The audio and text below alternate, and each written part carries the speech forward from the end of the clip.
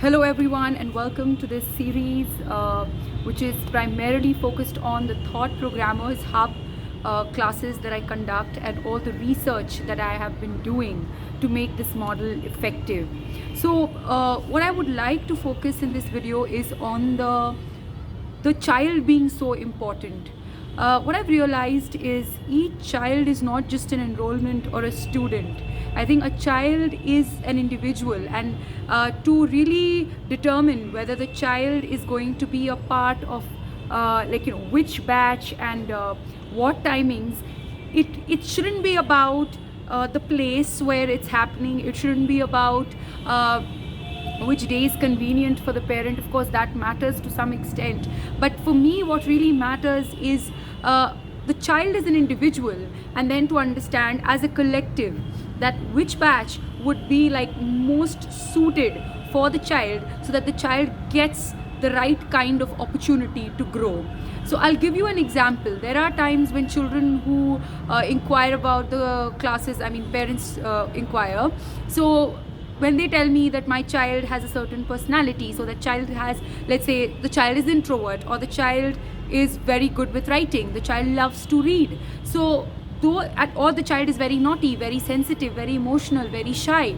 If these are the characteristics that I come across, the child is raised in a family where the child is the only individual. In these cases, what has been very important is the fact that, to understand then what are the other children in that group like, and that is something I'm doing very mindfully, because when the child gets the right environment, the right kind of a group to grow with, that is where the child is going to actually intellectually open up. So let's take the example of, let's say, the friend circle that they have. Mostly that is determined kind of by either popular kids or kids that they know, the kids who have certain academic or extracurricular activity as something in common. On the other hand, it could be that because they live in a certain city, or because they live in a certain area, they belong to a certain complex, or whatever are the reasons of residence, or friends that parents and family know, those are the children that the children would be interacting with or have as friends.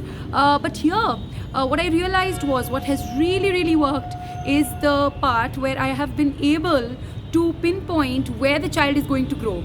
And when I see the child taking a certain path, and I see the markings in my mind as well as on my paper, so I have a portfolio of each child.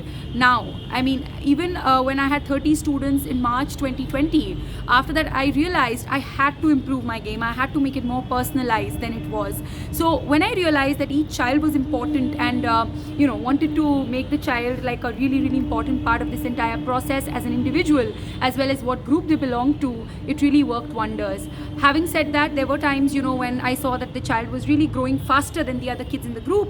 I made the choice, and I talked to the parents to move them into another group where they would be a better fit, and thankfully all the parents have extended great support for that. So what I've realized is mostly communication, or oral communication to be more specific, should be about the child as an individual, as well as collectively what kind of a group will they be a good fit in. So example, if you take a child who's very shy, very nervous, and put them into a batch which has very vocal kids, very confident, and they really enjoy the thinking process a lot, that child is going to freak out in the first few classes. They're not going to look forward to the next class, or they might not feel that I'm enough. Having said that, if you put that child into a group where children are a mix of let's say children who enjoy talking, children who, if you give them a lot of support or give them templates, then they really like talking after that. If that is the group where they're going to grow together, they're all going to grow faster. So that's one of the things that I've identified, and therefore customization and personalization as well as impact has become very easy to see, and it's visible. Even in the kids who I was teaching physically in the physical classes, I've seen more tremendous growth in their online classes, and some of them have done their Facebook lives. So that itself has given me an idea that the structure really matters. And having said about the structure, the next video that I would be recording would be about how exactly to make it personalized and customized, and what about the structure of the lesson in a physical versus an online class. So watch out for my next video, and thank you so much for watching this one.